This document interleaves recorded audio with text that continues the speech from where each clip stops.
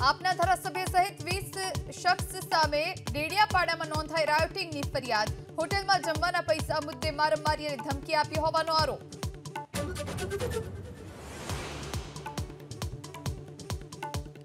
उत्तर प्रदेशना कानपुरमां train उथलावવાનો प्रयास निष्फળ। प्रेमपुरमां railway track परथी मळ्युं gas cylinder. प्रयागराजमां पण railway track परथी मळ्यो मोटो पत्थर।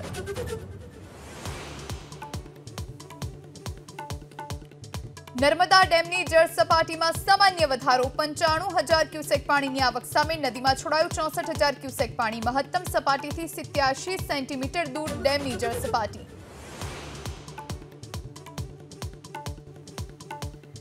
चेन्नई टेस्ट में बांग्लादेश सामे भारतनो 280 रनथी भव्य विजय। रविचंद्रन अश्विनનું શાનદાર પ્રદર્શન। 2 મેચની સિરીઝમાં ભારત 1-0 થી આગળ।